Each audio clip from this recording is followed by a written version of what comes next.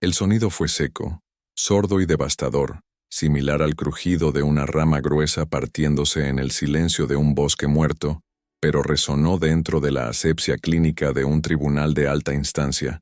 Aquel ruido, el impacto de una suela de diseño contra un vientre en gestación, quebró instantáneamente la atmósfera solemne de la sala, deteniendo el tiempo en una fracción de segundo insoportable donde el polvo suspendido en los rayos de luz artificial pareció congelarse. No hubo gritos inmediatos, solo la reverberación de la violencia física en un espacio diseñado para la violencia burocrática, amplificada por la acústica perfecta de la madera de caoba y el mármol frío. El aire acondicionado, zumbando con una constancia eléctrica, parecía haber bajado 10 grados de golpe, convirtiendo el recinto en una nevera mortuoria donde la respiración se atascaba en las gargantas de los presentes, incrédulos ante la brutalidad que acababa de profanar el santuario de la ley. La luz blanca, implacable y sin sombras, iluminaba la escena con una claridad obscena, destacando cada partícula de polvo y cada microexpresión de horror que comenzaba a formarse en los rostros de los testigos paralizados. Isabel colapsó sobre el piso pulido con la pesadez de un cuerpo que ha perdido el control sobre su propio eje, un derrumbe lento y agonizante que contrastaba con la rapidez del golpe recibido. Sus manos, instintivas y temblorosas, volaron hacia su vientre abultado de 8 meses, en un gesto de protección tardía, tratando de contener una catástrofe que ya había ocurrido en el interior de su útero. Su rostro, bañado en un sudor frío instantáneo, se contorsionó en una máscara de dolor mudo, con la boca abierta en un grito silencioso que no lograba salir, porque el aire había sido arrancado de sus pulmones por la fuerza del impacto y el pánico absoluto. Podía sentir el frío del suelo penetrando a través de la tela sencilla de su vestido, pero esa sensación era insignificante comparada con el fuego líquido que comenzaba a irradiar desde su abdomen hacia su columna vertebral, una señal de alarma biológica que gritaba peligro de muerte para la vida que llevaba dentro. Sus ojos, desorbitados y llenos de lágrimas no derramadas, buscaban un punto fijo en el techo, rogando a un universo indiferente que su hijo todavía estuviera vivo. Frente a ella, de pie y respirando con agitación, Vanessa mantenía la postura de ataque, con el zapato de tacón alto todavía adelantado como un arma humeante tras el disparo. No había arrepentimiento en sus facciones, perfectamente maquilladas y tensas por la adrenalina del odio. Solo había una satisfacción retorcida, la culminación de meses de veneno verbal que finalmente se había materializado en daño físico irreversible. El contraste era grotesco. La amante vestida con sedas brillantes y joyas excesivas, jadeando con una furia irracional, mirando hacia abajo a la esposa legítima y embarazada que se retorcía en el suelo como un animal herido. Vanessa parecía vibrar con una energía tóxica, sus ojos inyectados en una mezcla de locura y triunfo, ajena a las consecuencias legales, impulsada únicamente por el deseo visceral de borrar la existencia de ese vínculo biológico que Isabel representaba. Su respiración era ruidosa, casi animal, rompiendo el silencio sepulcral que había seguido al golpe, mientras sus manos se cerraban en puños apretados, listas para golpear de nuevo si fuera necesario, completamente desconectada de la humanidad. A pocos metros, Alejandro observaba la escena con una inmovilidad que resultaba más aterradora que la propia agresión. Una estatua de hielo envuelta en un traje italiano de corte perfecto. No se precipitó hacia su esposa. No hubo un solo movimiento instintivo para socorrer a la madre de su hijo, ni para detener a la agresora que él mismo había llevado allí como un trofeo de guerra.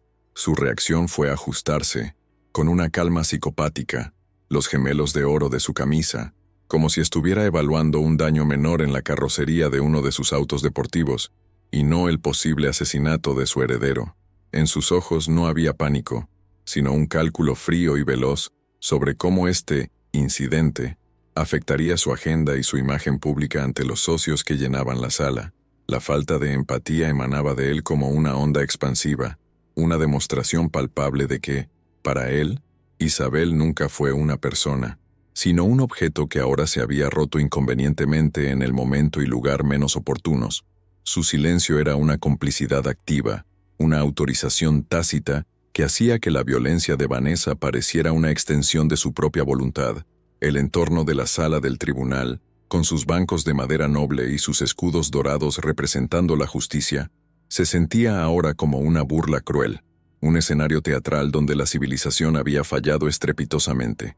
Los abogados del equipo de Alejandro, tiburones acostumbrados a destruir vidas con papeles y cláusulas, estaban momentáneamente estupefactos, con los maletines de cuero aferrados en sus manos sudorosas, incapaces de procesar que la violencia psicológica que solían ejercer se había transformado en sangre y trauma físico. El olor a cera vieja de los muebles se mezclaba ahora con un olor metálico y agrio, el aroma del miedo puro que emanaba de Isabel.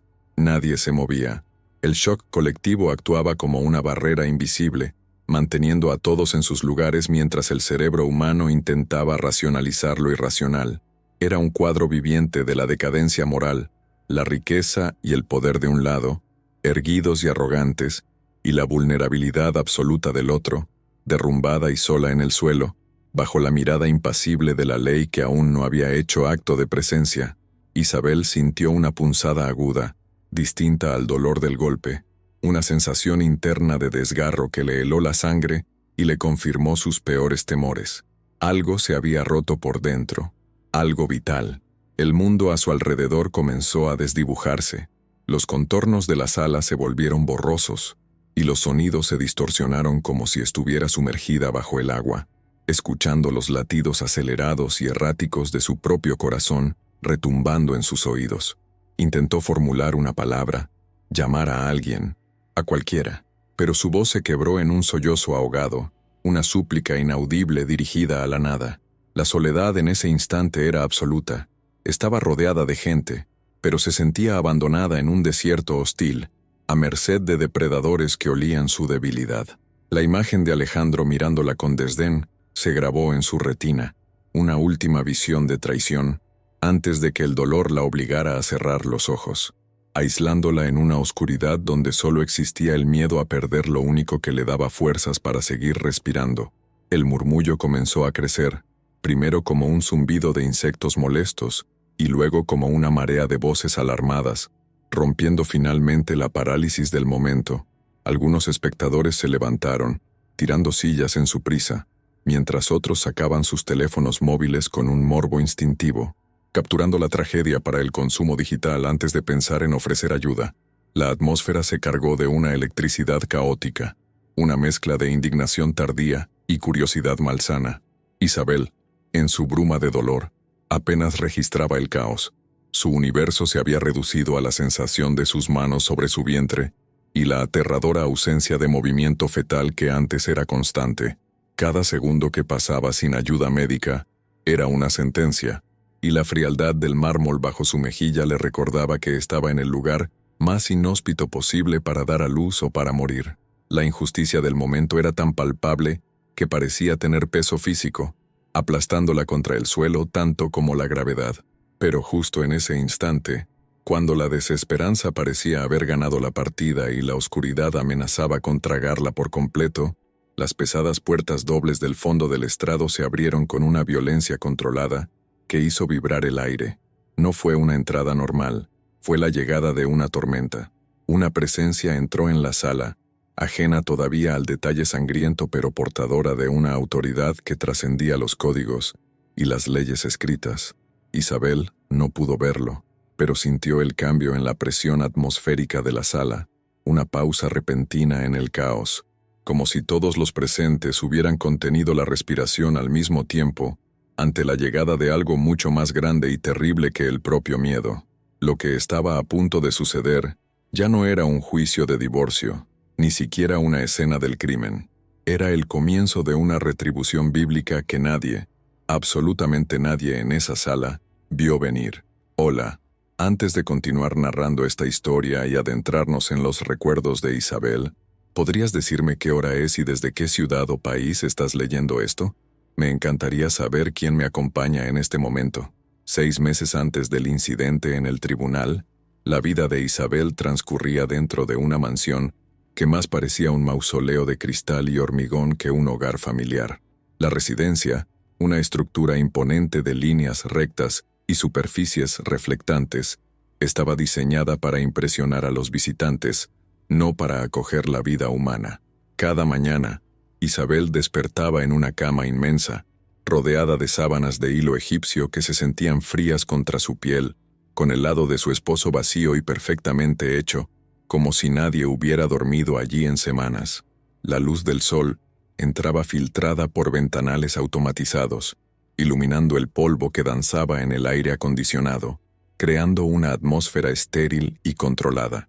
El silencio de la casa era absoluto, una quietud pesada y densa que se le metía en los oídos y le recordaba, desde el primer segundo de vigilia, que estaba completamente sola en medio de una opulencia que no le pertenecía.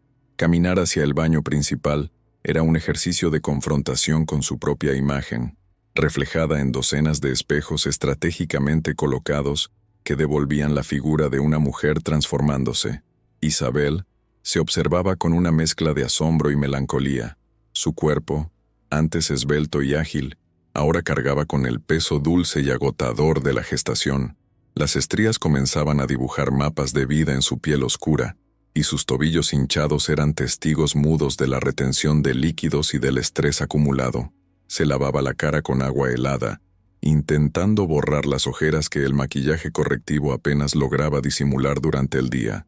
En esos momentos de intimidad frente al espejo, no veía a la esposa trofeo que Alejandro exhibía en las galas, sino a una niña asustada que había crecido demasiado rápido, atrapada en un juego de adultos cuyas reglas cambiaban constantemente sin previo aviso para perjudicarla. El trayecto desde su habitación hasta la cocina implicaba atravesar pasillos interminables decorados con obras de arte moderno que Alejandro había comprado por inversión, no por gusto. Cuadros abstractos de agresivos trazos rojos y negros parecían gritarle desde las paredes, aumentando su sensación de inquietud. El suelo de mármol pulido resonaba con el eco de sus pasos lentos y pesados, amplificando su soledad. Isabel solía acariciar los muebles de diseño italiano al pasar, buscando alguna calidez en la madera o el cuero, pero todo en esa casa estaba diseñado para ser admirado desde lejos, no para ser tocado o vivido.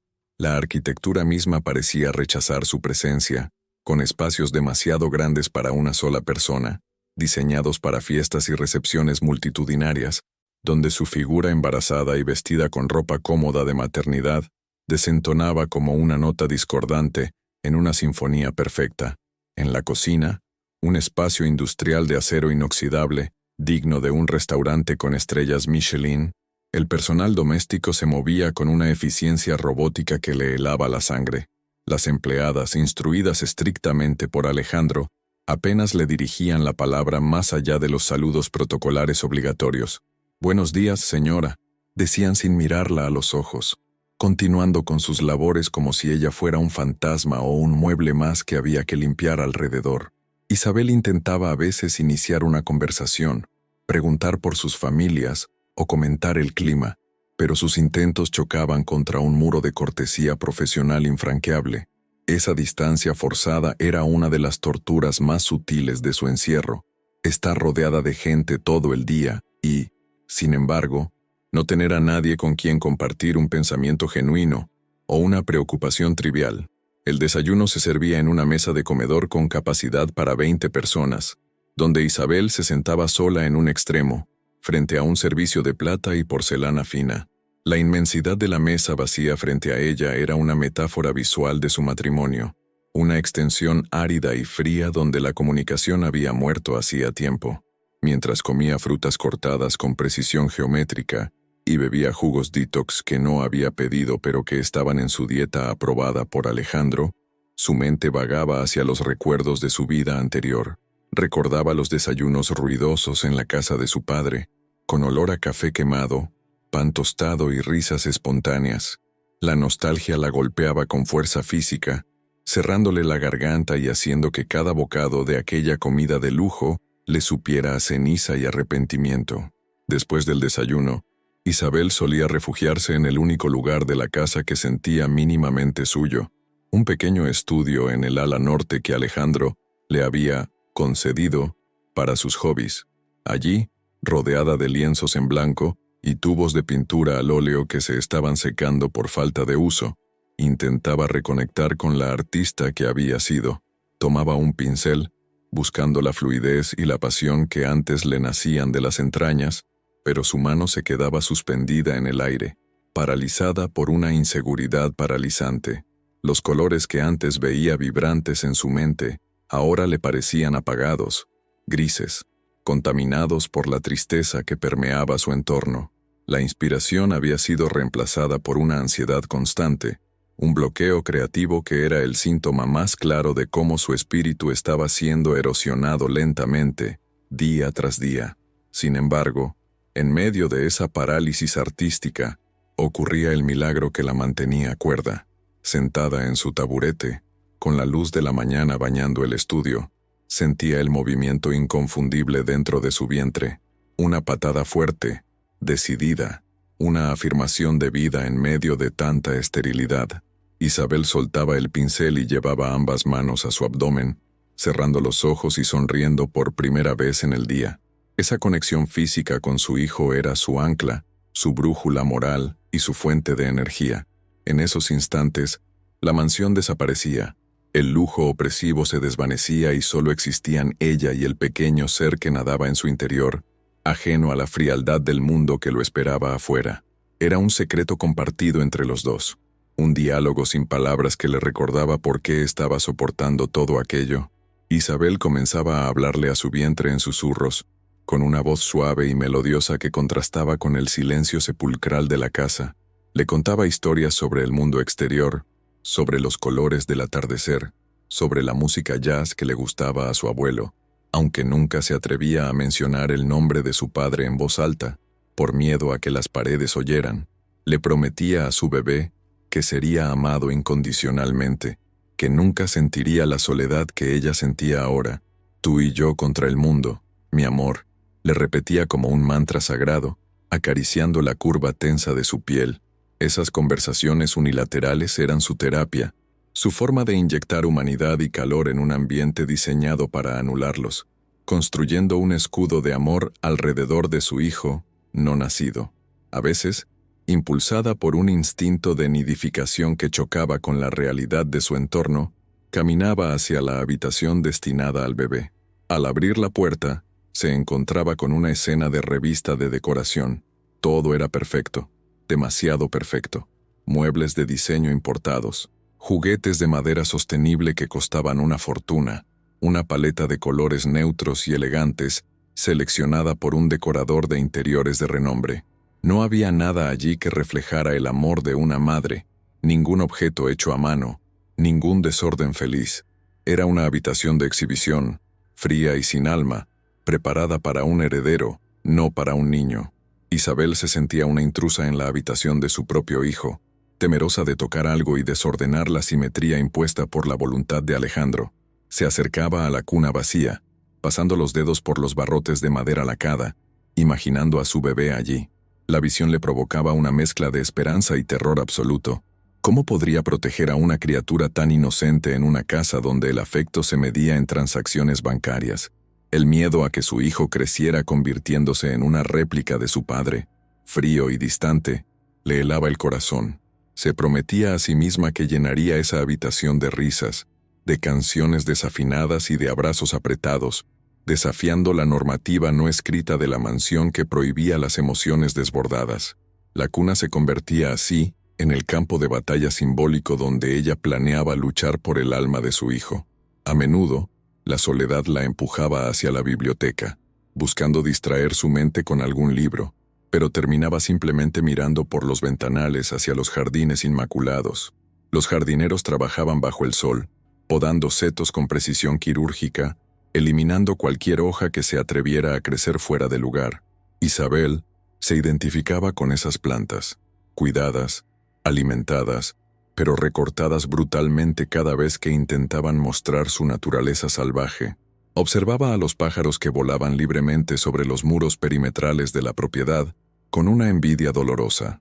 Ellos podían irse cuando quisieran. Ella estaba atrapada por un anillo de diamantes y una red legal invisible que, aunque todavía no comprendía del todo, Sentía apretarse alrededor de su cuello cada día más. En los días malos, cuando la presión en su pecho se volvía insoportable, Isabel sacaba su teléfono móvil y miraba el número de su padre guardado en la agenda. El dedo le temblaba sobre el icono de llamada. Marcus Thorne. El nombre le traía oleadas de vergüenza y anhelo.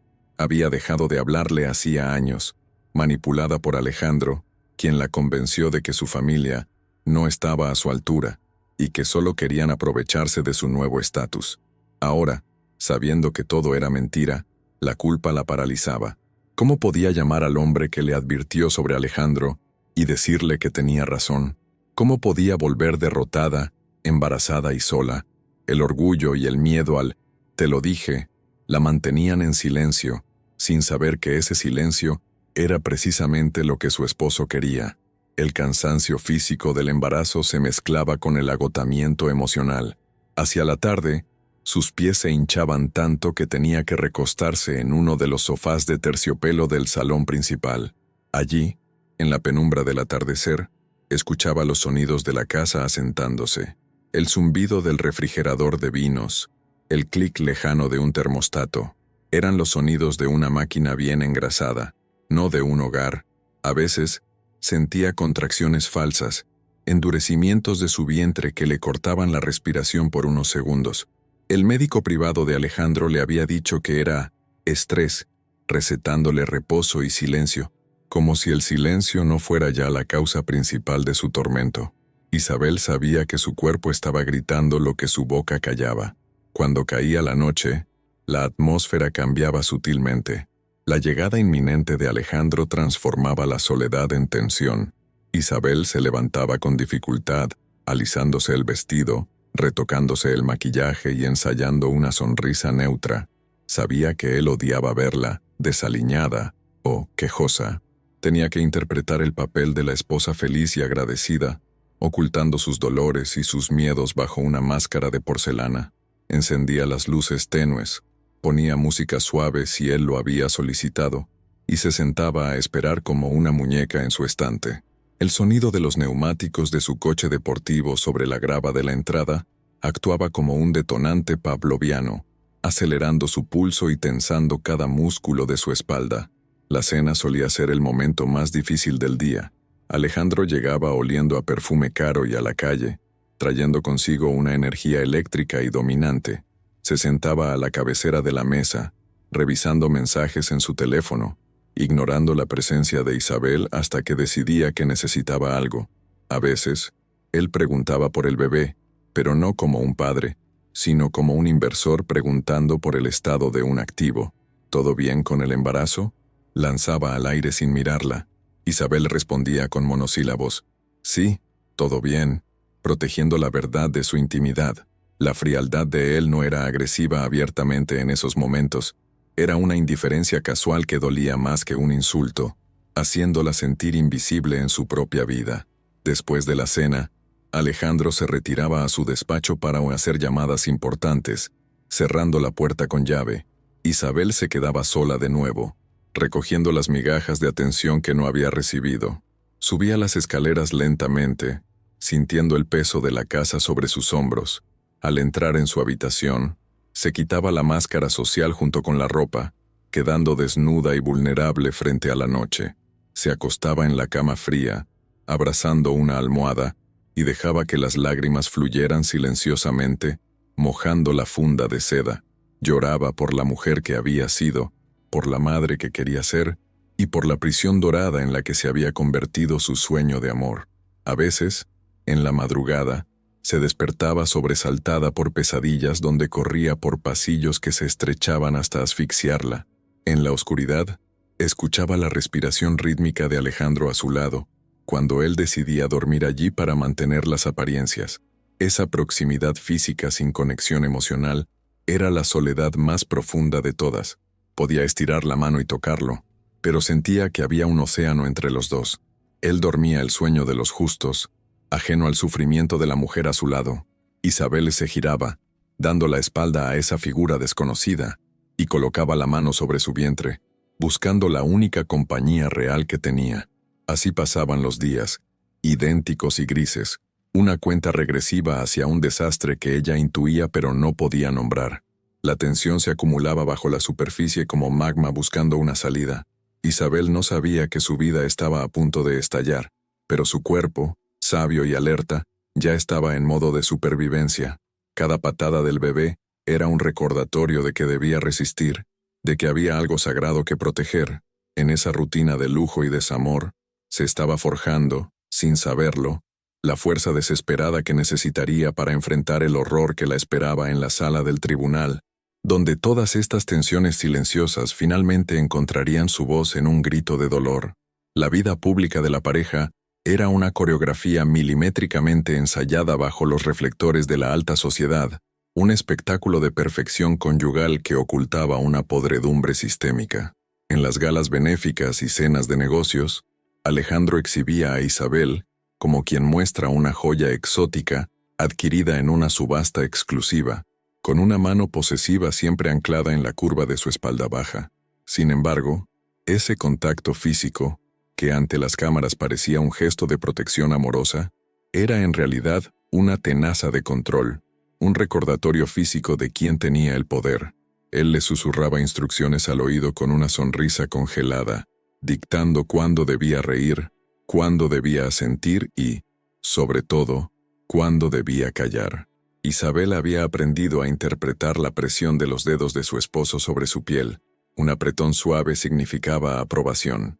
Una presión dolorosa, clavando las uñas disimuladamente, era una advertencia de que había cometido un error social imperdonable, como opinar sobre política o reír demasiado alto, rompiendo la imagen de la esposa dócil y decorativa que él exigía. En la privacidad hermética del coche blindado, de regreso a la mansión, la máscara de encanto de Alejandro caía con una rapidez aterradora, revelando al verdugo psicológico que habitaba detrás. El silencio en el habitáculo era denso, cargado de una hostilidad que hacía que el aire fuera difícil de respirar. Cuando él decidía hablar, sus palabras eran bisturíes afilados dirigidos a la autoestima de Isabel, disfrazados de consejos paternalistas o preocupaciones falsas. Te viste ridícula hablando de arte con el senador. Nadie quiere escuchar tus tonterías pretenciosas, decía con un tono calmado y razonable, lo que hacía que el insulto fuera aún más desestabilizador. Él utilizaba una técnica de desgaste constante, haciéndola dudar de su propia percepción de la realidad, convenciéndola poco a poco de que sus opiniones eran irrelevantes y de que, sin su guía y su dinero, ella no sería más que una chica de barrio perdida en un mundo que le quedaba grande. El aislamiento de Isabel no fue un evento súbito, sino una erosión lenta y meticulosa de sus vínculos afectivos anteriores, orquestada por Alejandro bajo la excusa de proteger su nueva reputación. Él había interceptado llamadas, olvidado, entregar mensajes y sembrado la discordia con comentarios sutiles sobre cómo su familia solo la buscaba por interés económico. La figura de su padre, el juez Marcus Thorne, había sido el objetivo principal de esta campaña de alienación. Alejandro, sin saber quién era realmente Marcus, lo desestimó como un viejo amargado y fracasado, que solo traería vergüenza a su linaje. Isabel, vulnerable y enamorada al principio, había cedido, dejando de responder a las cartas y llamadas, construyendo un muro de silencio entre ella y su pasado. Ahora, atrapada en la mansión, se daba cuenta de que había quemado los puentes que podrían haberle servido de ruta de escape, quedándose sola en una isla rodeada de tiburones. La dependencia económica se había convertido en una correa invisible pero asfixiante que limitaba cada uno de sus movimientos. A pesar de vivir rodeada de un lujo obsceno, Isabel no tenía acceso real al dinero. Cada gasto debía ser aprobado, cada compra justificada. Alejandro le había dado tarjetas de crédito ilimitadas que, curiosamente, eran rechazadas cada vez que ella intentaba hacer algo independiente, como reservar un vuelo o pagar una consulta legal, obligándola a llamarlo para pedir autorización.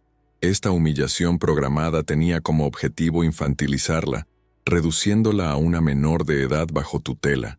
Él le compraba vestidos de alta costura que costaban miles de dólares, pero le negaba el dinero en efectivo para comprar un café, asegurándose de que ella entendiera que todo lo que tenía era prestado, y que podía ser revocado en un segundo si no cumplía con sus expectativas de sumisión absoluta. En las reuniones sociales que se celebraban en la mansión, Alejandro hablaba del embarazo de Isabel como si se tratara de la adquisición de un nuevo activo corporativo o la fusión de dos empresas. Frente a sus socios, se refería al bebé como «mi heredero» o «el futuro de la compañía», ignorando por completo la experiencia humana y física de la mujer que lo gestaba. Isabel permanecía de pie a su lado, con los pies hinchados y la espalda dolorida, sintiéndose reducida a la categoría de incubadora biológica de lujo. Él nunca le preguntaba cómo se sentía o si tenía miedo del parto.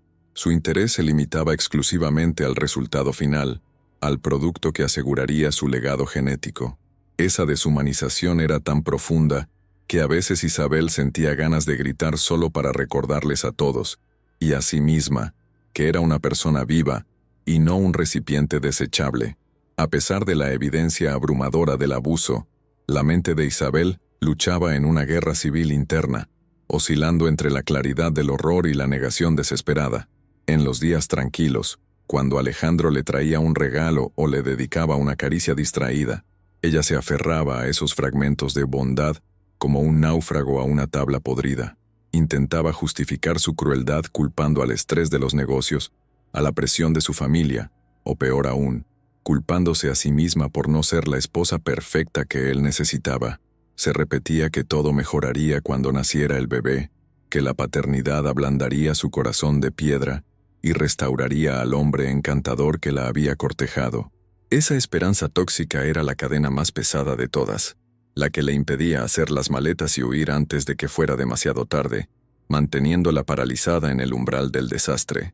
Sin embargo, la realidad de la infidelidad comenzó a filtrarse en la casa como una humedad maligna, imposible de ignorar o disimular por más tiempo.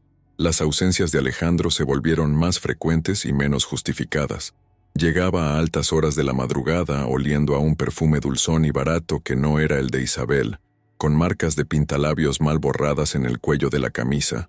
Ya ni siquiera se molestaba en mentir con convicción. Sus excusas eran vagas y despectivas, lanzadas con la arrogancia de quien sabe que su pareja no tiene a dónde ir. La presencia fantasmagórica de la otra comenzó a ocupar espacio en el matrimonio, una sombra burlona que Isabel sentía en cada silencio y en cada mirada de desprecio. Sabía, con una certeza visceral, que estaba siendo reemplazada, que su tiempo como favorita había expirado y que ahora solo era un obstáculo molesto en el camino de Alejandro hacia su próxima conquista. El punto de inflexión, el momento en que la degeneración lenta se convirtió en una amenaza inminente, ocurrió una noche en la biblioteca. Isabel, reuniendo un valor que no sabía que tenía, se atrevió a sugerir que el bebé llevara el nombre de su abuelo materno como segundo nombre. La reacción de Alejandro fue glacial y aterradora. Dejó su vaso de whisky sobre la mesa con un golpe seco y la miró con ojos vacíos de toda emoción. «Ese niño es mío», dijo con una voz baja y letal. «Llevará mi apellido y los nombres que yo elija. Tú solo eres el envase, Isabel. No confundas tu papel aquí». En ese instante, algo se rompió definitivamente dentro de ella. Comprendió que no había salvación, que no había amor, y que la batalla por su hijo no sería una negociación conyugal, sino una guerra a muerte contra un enemigo que tenía todos los recursos para destruirla sin piedad. La llegada de Alejandro al edificio del tribunal fue una clase magistral de intimidación escénica, diseñada para recordar a todos los presentes quién ostentaba el poder real en aquella ecuación. Descendió de su limusina negra con la fluidez de un depredador que conoce su territorio, ajustándose la chaqueta de un traje hecho a medida que costaba más que el salario anual de un funcionario judicial promedio. Su presencia física era abrumadora, no por su tamaño, sino por la seguridad gélida que emanaba de cada uno de sus movimientos calculados. Su rostro, perfectamente afeitado y bronceado incluso en invierno, mostraba una indiferencia olímpica hacia el proceso legal, tratando la audiencia de custodia no como un juicio familiar, sino como una simple transacción comercial molesta que requería su firma para ser archivada y olvidada.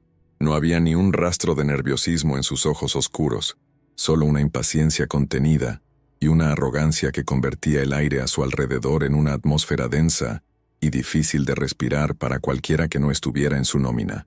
Pegada a su brazo, como un parásito brillante alimentándose de su estatus, caminaba Vanessa, rompiendo todas las normas de decoro y decencia que exigía un tribunal de familia.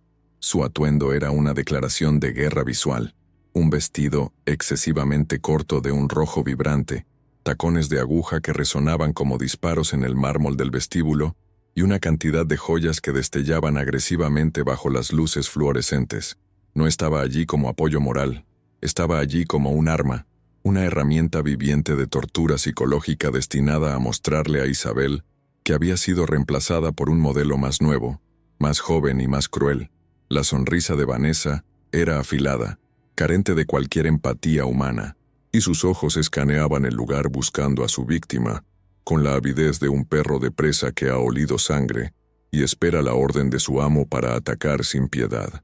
Isabel, por el contrario, se encontraba ya en el pasillo de espera, sentada en un banco de madera dura que castigaba su espalda dolorida y sus caderas ensanchadas. Se veía diminuta a pesar de su avanzado embarazo, encogida sobre sí misma en un intento instintivo de ocupar el menor espacio posible en un mundo que parecía querer expulsarla.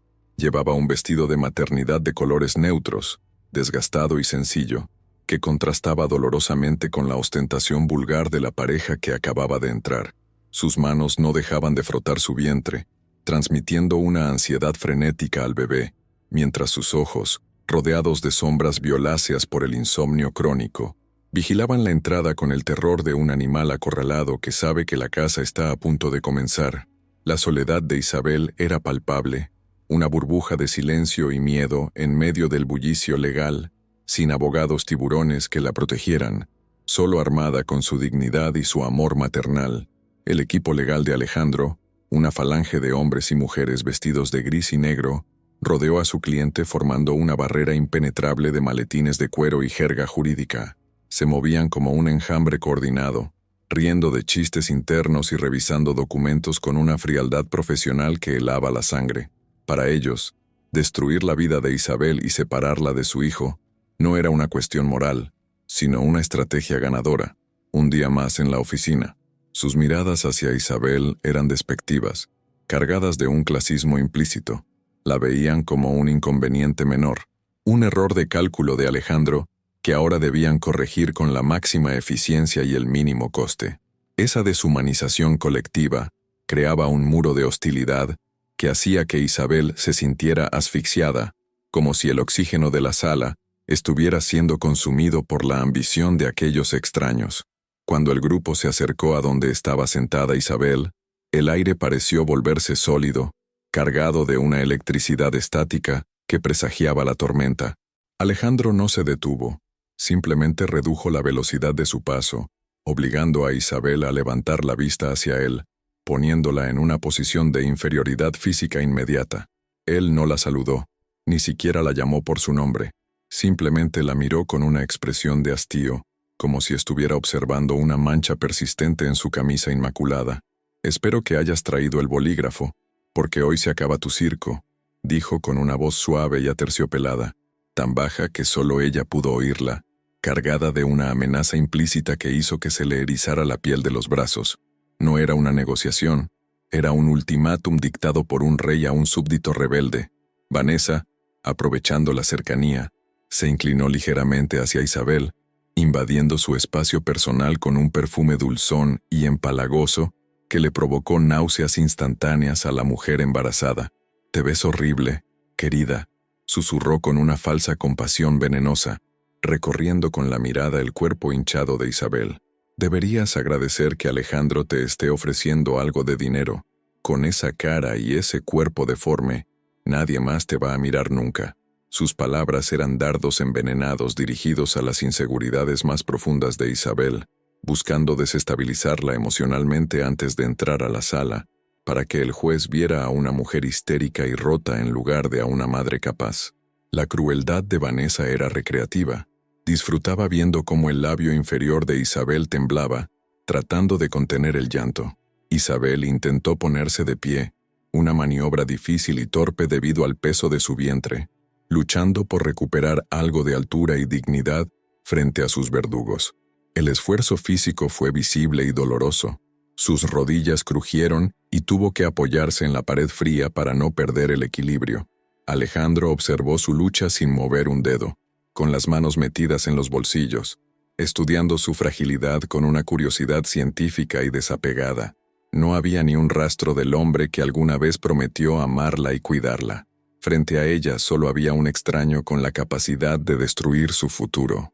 Ese momento de vulnerabilidad física, expuesto ante la mirada crítica de sus enemigos, fue una humillación silenciosa que quemó más que cualquier insulto verbal, recordándole lo sola que estaba en esa batalla. Firma la renuncia a la custodia completa, y te dejaremos ver al niño los fines de semana. Bajo supervisión, claro, intervino uno de los abogados principales, un hombre con cara de reptil y voz monótona, extendiendo un documento hacia ella, como si le estuviera haciendo un favor. Es la mejor oferta que vas a recibir. Si entramos a esa sala, te dejaremos sin nada, ni dinero, ni casa, ni hijo. Volverás a la alcantarilla de donde Alejandro te sacó. La amenaza era clara y brutal, rendición incondicional o aniquilación total. Isabel miró el papel, las letras borrosas por las lágrimas que luchaba por contener, y sintió el peso aplastante del sistema legal cayendo sobre sus hombros, diseñado para proteger a los ricos y aplastar a los desposeídos. No, la voz de Isabel salió ronca, pero con una firmeza que sorprendió a todos, incluyéndose a sí misma. No voy a firmar nada. Mi hijo no está en venta. No es un objeto que puedas comprar como tus coches. Fue un acto de rebelión suicida, nacido del instinto más primitivo de protección. Levantó la barbilla, mirando a Alejandro a los ojos por primera vez en meses, desafiando su autoridad absoluta. En ese instante, el miedo se transformó en una determinación férrea. Sabía que probablemente perdería, pero no les entregaría a su hijo en bandeja de plata. Esa negativa fue la chispa que encendió la mecha de la ira en el grupo opositor, rompiendo el guión preestablecido de sumisión que esperaban. La reacción de Alejandro fue sutil pero terrorífica. Su mandíbula se tensó y sus ojos se entrecerraron, pasando de la indiferencia a una furia fría y contenida. Odiaba que le dijeran que no. Odiaba perder el control sobre sus posesiones. Pero fue Vanessa quien reaccionó de manera visceral. Su rostro, antes burlón, se contorsionó en una máscara de odio puro. Para ella, la resistencia de Isabel no era una defensa maternal, sino un insulto personal, un desafío a su victoria sobre la ex. ¿Quién te crees que eres, estúpida?, siseó Vanessa, perdiendo la compostura elegante y dejando salir la agresividad callejera que ocultaba bajo las sedas. Alejandro te dio todo y así le pagas. Eres una desagradecida. El ambiente en el pasillo se volvió irrespirable. Los abogados dieron un paso atrás, sintiendo el cambio de temperatura emocional, pero sin intervenir para calmar los ánimos. Al contrario, su silencio validaba la agresión creciente. La luz fluorescente parecía parpadear, creando un efecto estroboscópico que aumentaba la sensación de irrealidad y vértigo. Isabel sintió que las paredes se cerraban sobre ella, atrapándola en un túnel sin salida donde solo existían el rostro furioso de Vanessa y la mirada gélida de Alejandro. Su corazón latía tan fuerte que podía escucharlo retumbar en sus oídos, un tambor de guerra que anunciaba el desastre inminente. El bebé se movió bruscamente dentro de ella, una patada dolorosa que fue una advertencia biológica de que el estrés estaba alcanzando niveles críticos. Deberías haber abortado cuando pudiste, lanzó Vanessa, cruzando una línea moral que hizo que incluso algunos transeúntes del tribunal giraran la cabeza. A nadie quiere a un bastardo mestizo manchando el apellido de una familia respetable. El comentario racista flotó en el aire como una nube tóxica, denso y obsceno. Alejandro no la reprendió. De hecho, una leve sonrisa de desprecio curvó sus labios, validando tácitamente la atrocidad verbal.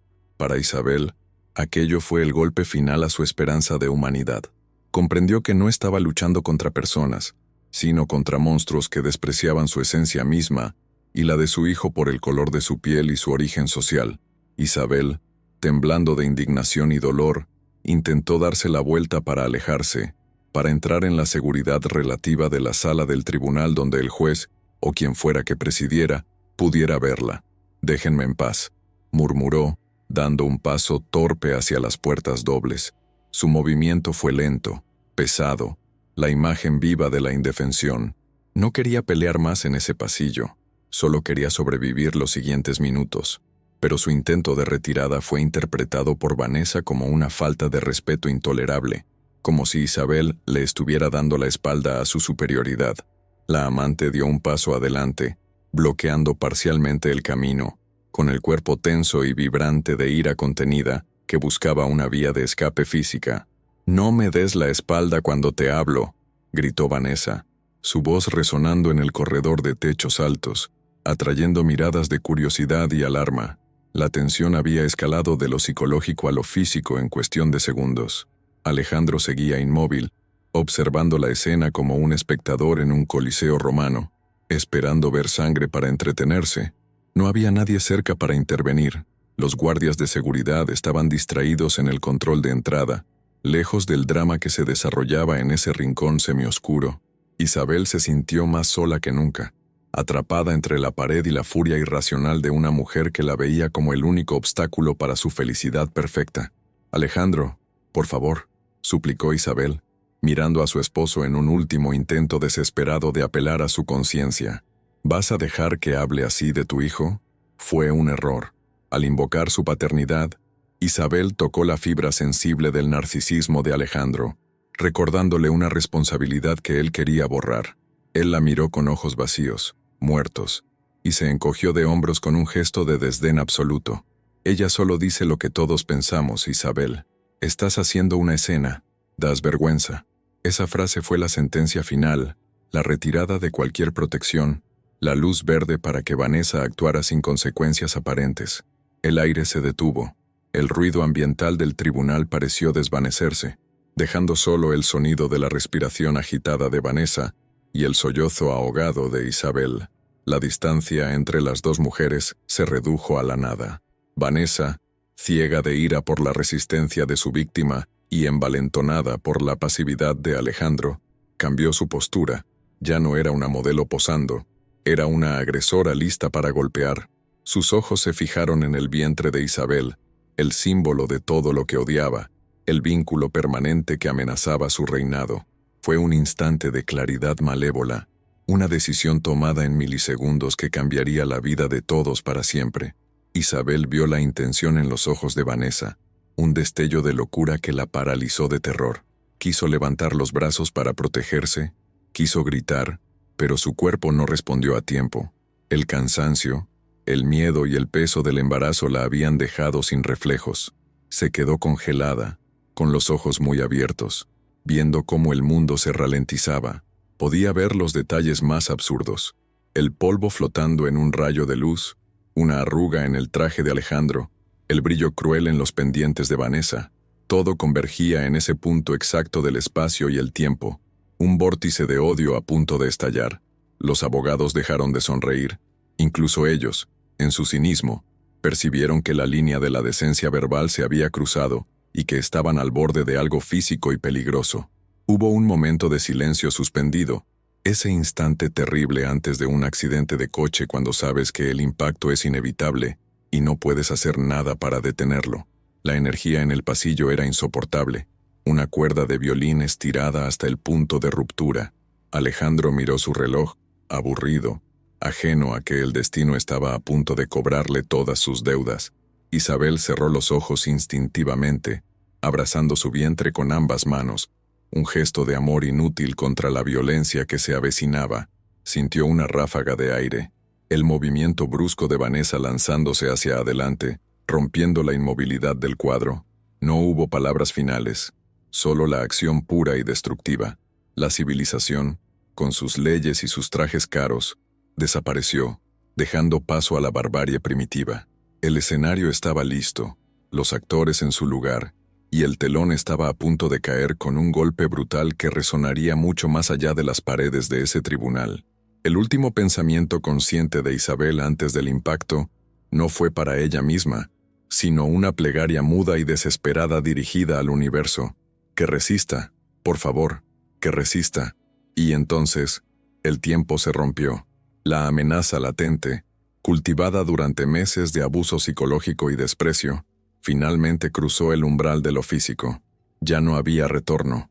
El silencio previo a la explosión terminó, dando paso al horror absoluto que definiría el resto de sus vidas.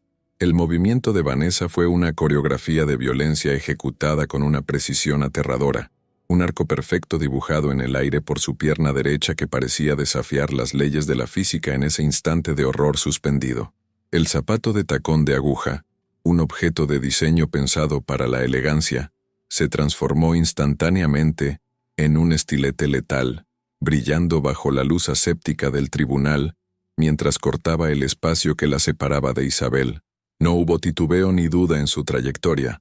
Fue un acto deliberado, impulsado por una maldad visceral que buscaba causar el mayor daño posible en el punto más vulnerable. Para Isabel, que observaba la escena con la percepción alterada por el pánico, el zapato se acercó en un cámara lenta insoportable, permitiéndole ver cada detalle del cuero rojo y la tensión en los músculos de la pantorrilla de su agresora, sabiendo con una certeza fatal que no tenía forma humana de esquivar el destino que se le venía encima. El impacto resonó con un sonido repugnante y antinatural, una mezcla sorda de tejido blando siendo aplastado y el aire siendo expulsado violentamente de los pulmones, un ruido que nadie presente en esa sala podría olvidar jamás. La punta afilada del tacón se hundió profundamente en la curvatura tensa del vientre de 8 meses, golpeando con fuerza bruta el santuario donde residía una vida inocente. Fue una colisión de mundos. La furia histérica del exterior, chocando contra la fragilidad sagrada del interior. Isabel sintió cómo la fuerza cinética del golpe atravesaba su piel, sus músculos y llegaba hasta su útero, sacudiendo los cimientos de su existencia. No fue solo dolor físico, fue la sensación psíquica de una profanación, como si una mano invisible hubiera entrado en su cuerpo para arrancar lo único que le importaba, rompiendo la barrera protectora que ella había jurado mantener intacta. El equilibrio de Isabel se desintegró en el acto, su cuerpo cediendo ante la violencia del empuje y el shock neurológico inmediato que paralizó sus extremidades. Sus rodillas se doblaron sin ofrecer resistencia, incapaces de soportar ya el peso de su propia tragedia, y comenzó un descenso inevitable hacia el suelo de mármol. En su caída, no intentó poner las manos para amortiguar el golpe contra el piso. Sus brazos, guiados por un instinto maternal que anulaba cualquier sentido de autopreservación, se cerraron frenéticamente alrededor de su abdomen, tratando inútilmente de contener el daño, de abrazar a su hijo a través de la piel magullada. Cayó de costado, un bulto pesado y desarticulado, golpeando la superficie dura con un ruido seco que hizo eco en el silencio repentino de la sala, marcando el final de la civilización y el comienzo de la barbarie. Un dolor cegador, blanco y absoluto, estalló en su centro, irradiando hacia afuera como ondas de choque de una explosión nuclear interna, borrando cualquier otro pensamiento o sensación. No era un dolor normal, era la sensación de algo desgarrándose por dentro, una separación vital que le heló la sangre en las venas. Sintió una contracción violenta, un espasmo que no pertenecía al parto natural, sino a la protesta agonizante de un cuerpo traumatizado. El aire se le negó, su garganta se cerró en un nudo asfixiante, y su visión se llenó de manchas negras y rojas que danzaban al ritmo de un corazón que latía desbocado, bombeando pánico puro a cada célula de su ser. Era la agonía de la incertidumbre. ¿Estaba muerto? ¿Lo había matado? Esas preguntas ardían más que el golpe físico, consumiendo su mente en una hoguera de desesperación. La sala del tribunal quedó sumida en un silencio sepulcral, una pausa antinatural, donde el tiempo pareció detenerse por completo, congelando a los espectadores en un cuadro viviente de incredulidad. Los abogados, los secretarios y los pocos testigos presentes dejaron de respirar, con los ojos desorbitados fijos en la mujer en el suelo. Nadie se movió durante esos primeros segundos eternos. El cerebro humano colectivo luchaba por procesar la violación de un tabú tan antiguo y sagrado como la agresión a una mujer embarazada. La atmósfera se volvió densa, casi gelatinosa, cargada de una energía estática que hacía que se erizaran los vellos de la nuca. El zumbido del aire acondicionado se convirtió en el único sonido audible, un rugido mecánico indiferente ante la tragedia humana que acababa de acontecer bajo su flujo constante. Vanessa permaneció de pie sobre su víctima, jadeando, con el pecho subiendo y bajando en un ritmo frenético, todavía atrapada en la neblina roja de su ira. No retrocedió horrorizada por lo que acababa de hacer. Por el contrario, su postura seguía siendo de ataque, con los puños apretados y la mirada clavada en Isabel, con un desprecio que rozaba la psicopatía. En su rostro no había arrepentimiento inmediato, sino una especie de satisfacción retorcida, la culminación de unos celos enfermizos que finalmente habían encontrado su válvula de escape. Parecía una estatua de la venganza, ajena a las miradas de horror que empezaban a converger sobre ella, encerrada en su propia narrativa delirante donde ella era la víctima, que finalmente se había defendido, ignorando la monstruosidad objetiva de su acto. A pocos metros, la reacción de Alejandro fue un estudio en frialdad inhumana y cálculo egoísta que resultó casi tan violento como la patada misma. No se lanzó al suelo para socorrer a su esposa, ni para verificar el estado de su heredero, ni siquiera hizo un gesto para reprender a su amante. Se quedó inmóvil, ajustándose el puño de la camisa con un gesto irritado, mirando la escena con la molestia de quien ve caer una copa de vino tinto sobre una alfombra cara. Su preocupación no era la vida de su hijo, sino el escándalo, el retraso en la audiencia y la incompetencia de las mujeres para mantener la compostura. En sus ojos no había piedad, solo un vacío oscuro donde debería haber estado el alma, evaluando rápidamente cómo girar esto a su favor, o cómo distanciarse lo suficiente para no ser salpicado por la sangre literal y metafórica. El shock inicial de los testigos comenzó a romperse, dando paso a una reacción moderna y grotesca. En lugar de correr a ayudar, varias manos buscaron instintivamente los teléfonos móviles en los bolsillos. El voyeurismo digital se impuso sobre la compasión. Pantallas brillantes se alzaron para capturar el sufrimiento de Isabel, convirtiendo su agonía en contenido viral potencial antes de que alguien pensara en llamar a un médico. Los abogados del equipo de Alejandro, recuperándose de la sorpresa, intercambiaron miradas de pánico profesional, no por la salud de la mujer, sino por las implicaciones legales del asalto. «¡Cierren las puertas!», gritó alguien, pero la orden se perdió en el inicio del murmullo caótico, una cacofonía de voces que empezaba a elevarse como una marea, mezclando indignación, miedo y curiosidad morbosa. Isabel, ajena al circo que se formaba a su alrededor, se ovilló en posición fetal, cerrando su mundo a un radio de 1 metro alrededor de su cuerpo. Su mente se desconectó de la realidad externa para enfocarse desesperadamente en el interior de su vientre, buscando cualquier señal de vida. «Muévete, por favor, muévete», suplicaba en silencio, enviando ondas de amor y terror hacia la oscuridad de su útero, pero solo recibía quietud, un silencio biológico aterrador que contrastaba con las patadas vigorosas que había sentido esa misma mañana. La ausencia de movimiento del bebé era un grito más fuerte que cualquier alarido, un vacío que amenazaba con tragarla entera, confirmando sus peores pesadillas de que el golpe había roto el delicado hilo de vida que los unía. Entonces, la realidad física se manifestó con una crudeza ineludible. Una mancha oscura y húmeda comenzó a extenderse por la tela clara de su vestido, entre sus piernas, manchando el inmaculado suelo de mármol del tribunal. La sangre, roja y brillante bajo las luces artificiales, era una bandera de alarma que no podía ser ignorada ni ocultada.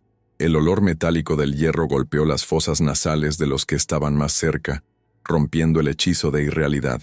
Isabel sintió la humedad caliente y pegajosa y supo, con una claridad devastadora, que se estaba muriendo una parte de ella. No era solo un golpe, era una hemorragia, una amenaza inminente de desprendimiento de placenta, que ponía en riesgo mortal tanto al bebé como a ella misma en cuestión de minutos. Finalmente, el grito que había estado atascado en su garganta logró abrirse paso, un aullido gutural y desgarrador que no parecía humano. No fue un grito de dolor, sino de pérdida pura, el sonido de una madre viendo cómo el futuro se le escapaba entre los dedos. Ese sonido rompió los últimos vestigios de orden en la sala, taladrando los oídos de todos los presentes y convirtiendo la atmósfera fría del tribunal en un escenario de tragedia griega. Isabel se aferró a su vientre ensangrentado, temblando violentamente, mientras sus ojos, inundados de lágrimas, se clavaron en el techo buscando una misericordia que no llegaba, colapsando finalmente bajo el peso insoportable de la traición y la violencia, justo en el momento en que las puertas del estrado comenzaban a abrirse para dar paso a la justicia. El silencio sepulcral que había seguido al impacto del golpe se rompió repentinamente como un dique que cede ante la presión de un océano furioso, liberando una cacofonía de gritos, órdenes contradictorias y jadeos de horror que llenaron cada rincón de la sala del tribunal.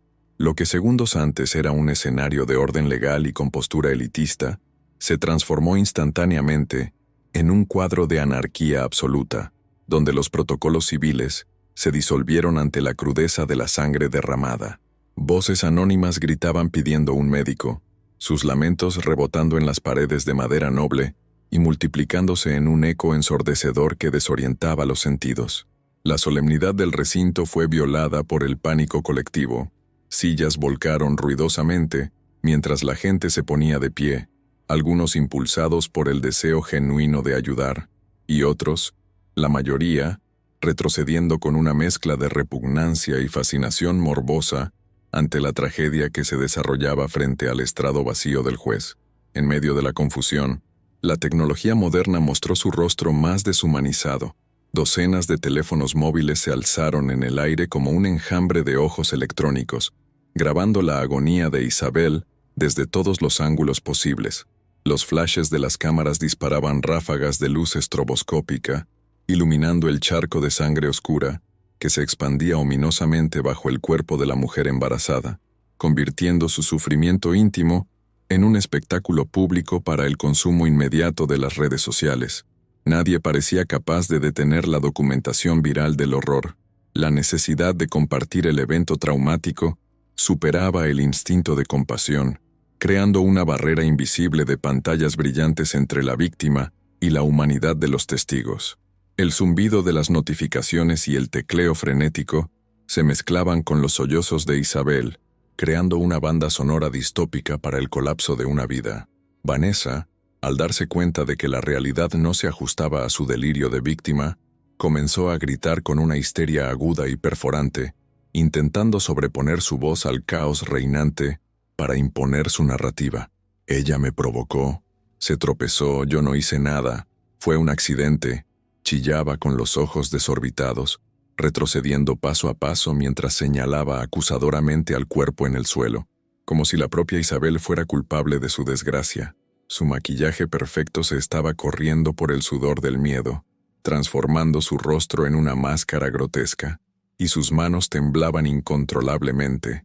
Buscaba desesperadamente la mirada de Alejandro, esperando que él validara su mentira, pero se encontró sola en su isla de locura, rodeada por un círculo de miradas que pasaban rápidamente de la sorpresa a una condena silenciosa y feroz. Alejandro, por su parte, reaccionó con la velocidad de un reptil que percibe un cambio en la temperatura ambiente, iniciando una operación de control de daños personal que era tan fría como brutal. En lugar de acercarse a Vanessa o a Isabel, dio 2 pasos calculados hacia atrás, creando una distancia física y simbólica inmediata entre él y la agresora. Con un gesto imperceptible pero autoritario, indicó a sus abogados que formaran un muro humano a su alrededor, aislándose de la escena del crimen. Su mente ya estaba redactando comunicados de prensa y estrategias legales para desvincularse del acto. Para él, Vanessa acababa de convertirse en un activo tóxico que debía ser liquidado y descartado. No había preocupación en su rostro, solo una molestia intensa por la incompetencia de su amante y el desorden que amenazaba su agenda. Isabel, tumbada en el suelo frío, sentía que su conciencia parpadeaba como una bombilla a punto de fundirse, oscilando entre la realidad dolorosa y una oscuridad acogedora que prometía alivio. El dolor en su vientre era un fuego constante, pero lo que más la aterraba era la sensación de humedad caliente que no dejaba de brotar entre sus piernas, empapando su vestido y su ropa interior. «Mi bebé, salven a mi bebé», susurraba con labios blancos y resecos, su voz apenas audible entre el estruendo de la sala. Cada latido de su corazón resonaba en sus oídos como un tambor lejano, y sentía que la vida se le escapaba, no solo la suya, sino la de la pequeña criatura que había jurado proteger. La visión del techo alto del tribunal se desenfocaba, convirtiéndose en un túnel de luz blanca que parecía llamarla, pero ella luchaba por mantenerse anclada, aferrándose al suelo con uñas y dientes. Un grupo pequeño de personas, rompiendo la parálisis general, corrió hacia ella. Una joven secretaria del juzgado, un abogado de otra causa y un guardia de seguridad veterano. Se arrodillaron en el charco de sangre sin importarles manchar sus trajes, sus rostros reflejando una urgencia desesperada. «No te muevas, la ambulancia ya viene», le decía la secretaria, tomándole la mano con fuerza, transmitiéndole un calor humano que contrastaba con el frío del mármol. Alguien se quitó una chaqueta y la colocó bajo la cabeza de Isabel, intentando ofrecerle un mínimo de dignidad y comodidad en medio del infierno. Estas manos extrañas, temblorosas pero decididas, eran lo único que la mantenía conectada al mundo de los vivos, un recordatorio de que aún existía bondad en medio de la barbarie. Los guardias de seguridad principales irrumpieron en la sala con un estruendo de botas pesadas y radios crepitando con códigos de emergencia, tratando de imponer orden en un ambiente que ya se había salido de control. «Atrás, todo el mundo atrás», gritaban, empujando a los mirones y creando un perímetro alrededor de la víctima y la agresora. La confusión era total, no sabían inicialmente quién era quién, y sus movimientos bruscos aumentaban la tensión. Vanessa, al ver los uniformes, intentó huir hacia la salida lateral, pero fue bloqueada por la multitud, atrapada como una rata en un laberinto. Su arrogancia se desmoronó, reemplazada por un terror primitivo al ver que las consecuencias legales, que siempre había creído poder evitar con dinero, ahora se materializaban en forma de esposas y autoridad física. La mancha de sangre en el suelo había crecido hasta convertirse en un lago brillante y obsceno que reflejaba las luces del techo, una prueba irrefutable de la violencia ejercida.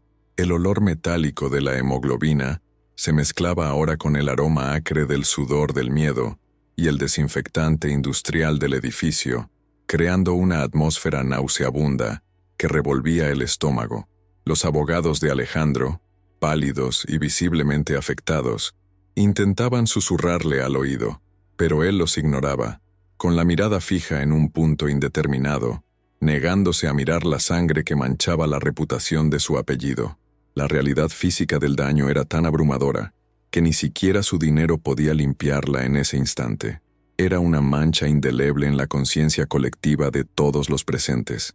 Desde el exterior del edificio, el sonido lejano pero creciente de las sirenas comenzó a filtrarse a través de las paredes gruesas, un aullido mecánico que anunciaba la llegada de la ayuda médica. Para Isabel, ese sonido era una promesa lejana, casi onírica. Sentía que su cuerpo se volvía increíblemente pesado, como si estuviera hecho de plomo, y el dolor agudo se transformaba en un entumecimiento peligroso. Su mano, que había estado apretando la de la secretaria, comenzó a perder fuerza, sus dedos relajándose involuntariamente. «No te duermas, mírame, quédate conmigo», le rogaba la mujer desconocida, dándole palmaditas suaves en la mejilla, tratando de mantenerla en este lado de la existencia, mientras la vida fluía fuera de ella. Alejandro, viendo que la situación era irrecuperable, intentó una maniobra desesperada para abandonar la sala antes de que llegara la policía o la prensa. «Tengo que hacer una llamada urgente», le dijo a uno de los guardias que bloqueaba la salida principal, usando su tono de voz más autoritario y condescendiente. Pero el guardia, un hombre corpulento que había visto el estado de la mujer en el suelo, no se movió un milímetro. Lo miró con una mezcla de asco y desafío, negándole el paso con su cuerpo macizo. «Nadie sale, señor. Es una escena del crimen», respondió el guardia. Por primera vez en años, Alejandro sintió la impotencia de que una orden suya fuera ignorada, un choque de realidad que le hizo apretar la mandíbula con furia contenida. Los rumores comenzaron a circular entre la multitud como un virus, mutando con cada repetición. Dicen que el bebé murió. Es la esposa del magnate. La amante la atacó. La narrativa se construía en tiempo real, escapando del control de los relacionistas públicos de Alejandro. Los periodistas que habitualmente cubrían los tribunales, alertados por el caos, se agolpaban contra las puertas cerradas de vidrio esmerilado, tratando de captar imágenes o sonidos, golpeando los cristales como buitres oliendo la carroña. La privacidad de la familia, que Alejandro había protegido celosamente con millones de dólares, estaba siendo desmantelada en segundos, expuesta al escrutinio público más feroz.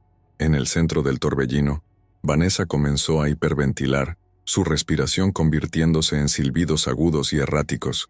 La realidad de lo que había hecho, despojada de la adrenalina de los celos, cayó sobre ella con el peso de una losa de hormigón. Miró a Alejandro buscando salvación, pero solo encontró una espalda trajeada que le negaba incluso el reconocimiento visual. Se dio cuenta, con un terror absoluto, de que había sido utilizada y ahora estaba siendo desechada como el instrumento roto de un crimen. Se dejó caer en un banco cercano, llevándose las manos a la cabeza, murmurando incoherencias, mientras la sociedad que tanto había intentado impresionar ahora la señalaba con dedos acusadores. Isabel sintió una última contracción, un espasmo violento que le arrancó un gemido débil. Su visión se redujo a un túnel estrecho, donde las luces del techo parecían estrellas lejanas. Ya no sentía el frío del suelo, solo una extraña calidez que la envolvía. En su mente, visualizaba la cara de su bebé, imaginándolo sano y salvo, una alucinación reconfortante que su cerebro generaba para protegerla del dolor. Estaba flotando, desconectándose de la sala, del ruido, de Alejandro. Solo quedaba el amor puro y doloroso por esa vida que se le escapaba, y una tristeza infinita por no haber podido ser el escudo que su hijo necesitaba. La energía en la sala cambió nuevamente, pero esta vez no fue por el pánico, sino por una presión atmosférica diferente, densa y cargada de autoridad, que emanaba desde el estrado. Aunque el caos seguía reinando en el suelo, una sombra alargada comenzó a proyectarse sobre la escena, una presencia que hizo que los guardias se enderezaran instintivamente y que las voces bajaran de volumen sin saber por qué. No era la policía, ni los médicos. Era algo más antiguo y temible. La figura de la justicia, que había estado latente, comenzaba a despertar con una furia silenciosa que prometía consecuencias mucho más graves que una simple detención policial. Las puertas del fondo, por donde había entrado esa presencia minutos antes, permanecían abiertas como la boca de un león. El aire que salía de allí parecía más frío, más puro, cargado de una sentencia ineludible, mientras los paramédicos finalmente irrumpían por la entrada principal con una camilla naranja chillón, gritando, «¡Permiso! ¡Permiso!». La atención de la sala comenzó a dividirse entre la tragedia médica en el suelo y la figura imponente que, desde la altura del estrado, observaba la destrucción de su propia sangre con ojos que prometían el fin del mundo para los responsables. El verdadero juicio estaba a punto de comenzar y no necesitaría abogados ni jurados. El juez honorable Marcus Thorne descendió del estrado no como un funcionario de la corte, sino como una deidad vengativa bajando del Olimpo para castigar la arrogancia de los mortales. Su toga negra, ondeando con cada paso decidido que daba hacia el caos, parecía un manto de oscuridad viva que absorbía la luz y el ruido de la sala. Los alguaciles y el personal de seguridad, que hasta ese momento habían estado corriendo sin dirección clara, se congelaron instantáneamente ante su presencia, reconociendo una autoridad que iba mucho más allá del rango institucional. Thorne no corrió. Su avance fue metódico, pesado y aterrador, ignorando por completo los protocolos que dictaban que un juez jamás debía involucrarse físicamente en una disputa.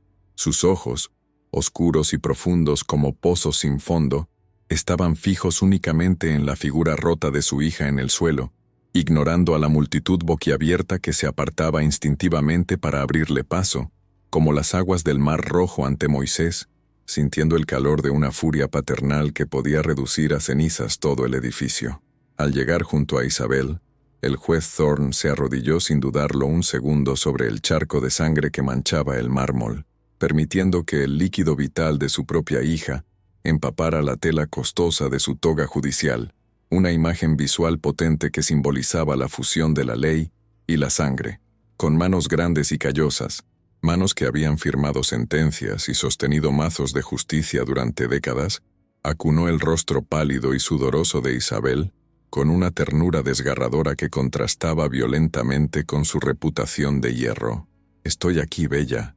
Papá está aquí», susurró con una voz quebrada por la emoción contenida, usando el apodo de la infancia que ella no había escuchado en años.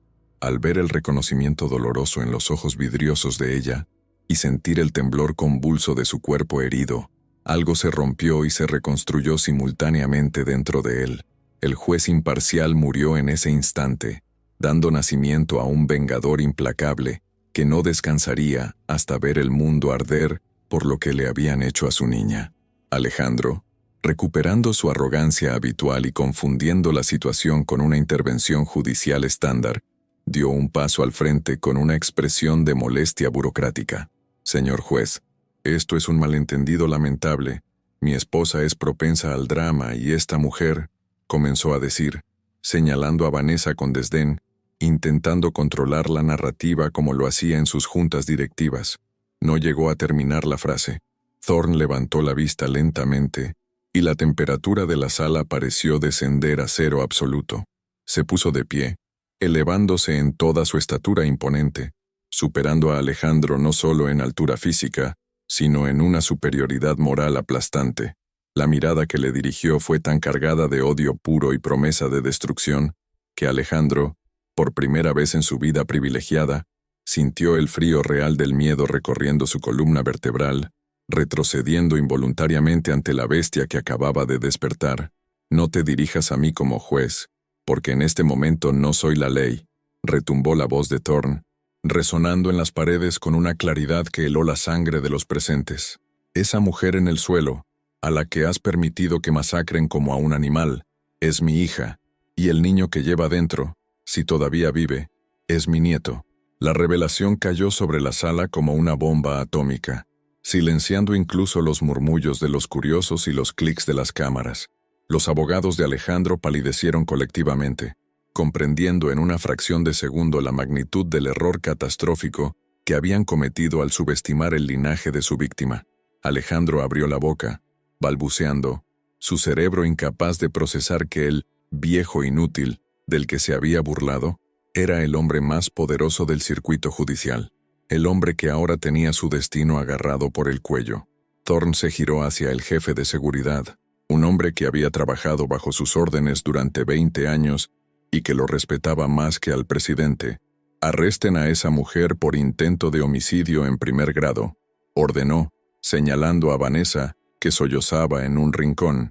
«Y detengan a este hombre», continuó, apuntando un dedo acusador hacia el pecho de Alejandro, como cómplice necesario y por omisión de socorro. «Que no salgan de este edificio sin esposas.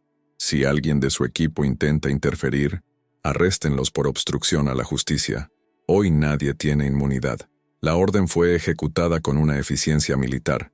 Los guardias, energizados por la autoridad de Thorne, procedieron a esposar a un incrédulo Alejandro, ignorando sus gritos de «¿Saben quién soy?», mientras lo empujaban sin miramientos contra la pared, despojándolo de su dignidad frente a las cámaras que él tanto amaba.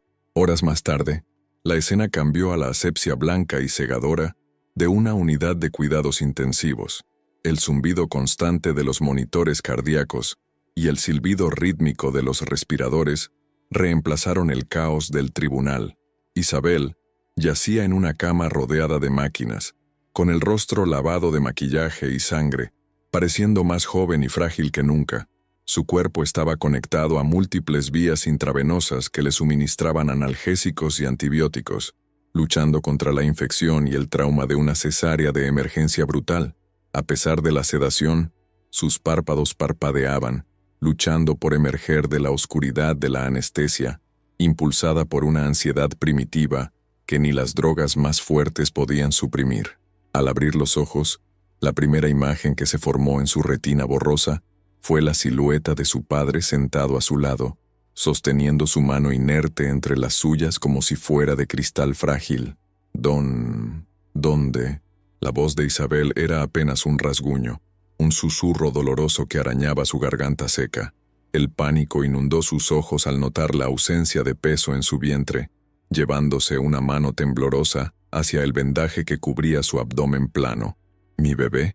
¿Dónde está mi bebé?», preguntó con las lágrimas comenzando a brotar antes de recibir la respuesta, anticipando la tragedia. El monitor cardíaco aceleró su ritmo, pitando frenéticamente, reflejando el terror absoluto que la consumía. No le importaba su propio dolor, ni las cicatrices que marcarían su cuerpo para siempre.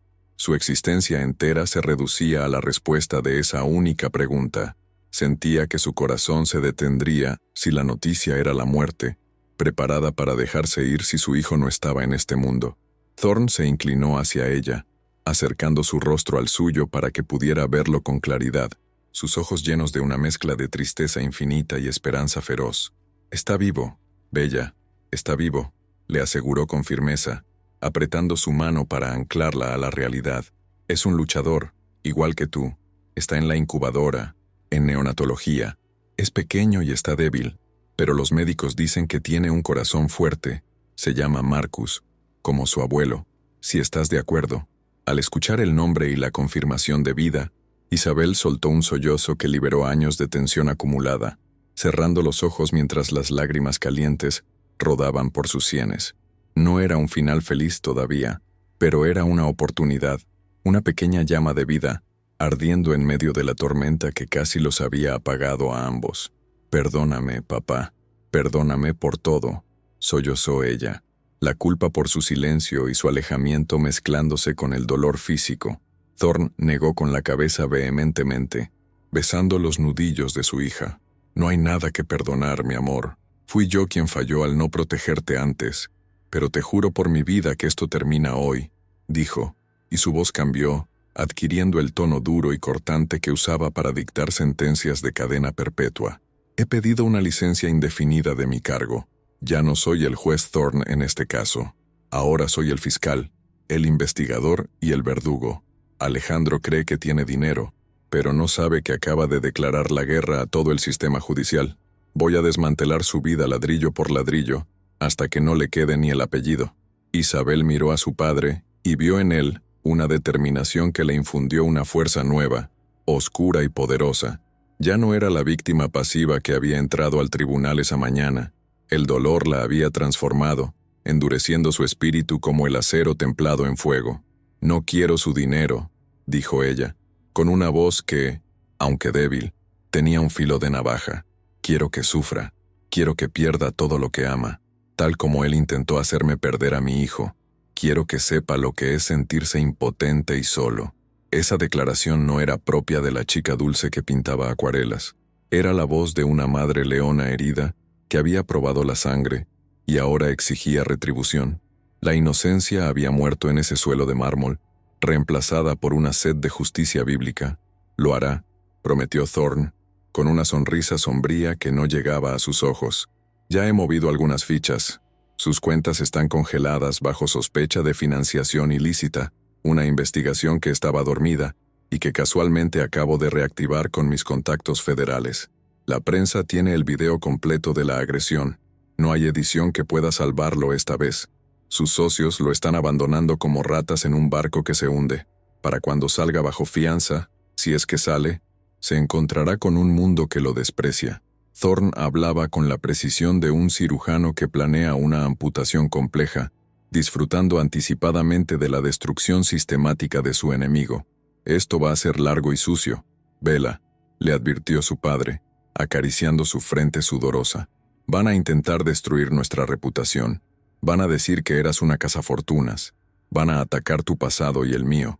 Alejandro tiene ejércitos de abogados y publicistas sin escrúpulos. Pero nosotros tenemos algo que ellos no tienen: la verdad y la voluntad de quemarlo todo si es necesario». Isabel asintió lentamente, sintiendo cómo el odio hacia Alejandro le daba la energía que su cuerpo maltratado no tenía. Ya no tenía miedo. El miedo se había quedado en el pasillo del tribunal junto con su antigua vida. Ahora solo había un objetivo claro: sobrevivir y vencer. Desde la ventana de la habitación del hospital, se podía ver el cielo de la ciudad oscureciéndose con nubes de tormenta, un reflejo perfecto de la batalla que se avecinaba. Los medios de comunicación ya estaban acampados en la entrada del hospital, hambrientos de noticias, convirtiendo el drama familiar en un debate nacional sobre raza, poder y violencia de género. La sociedad estaba polarizada, y el nombre de Isabel estaba en boca de todos. Pero allí, en el silencio de la habitación, padre e hija sellaban un pacto silencioso de guerra total. No se trataba solo de ganar un juicio de custodia, Se trataba de aniquilar la impunidad de aquellos que se creían dioses. Isabel giró la cabeza hacia la ventana, observando los relámpagos lejanos, y por primera vez en meses no se sintió sola. Apretó la mano de su padre con una fuerza sorprendente y susurró las palabras que definirían su futuro inmediato, cerrando el capítulo de la víctima y abriendo el de la guerrera. «Que vengan», dijo, con los ojos secos y fijos en el horizonte tormentoso, «que vengan con todo lo que tienen, porque Alejandro cree que ha ganado una batalla al golpearme, pero no tiene idea de que acaba de perder la guerra antes de empezarla. Esto no fue el final, papá, esto fue apenas el comienzo».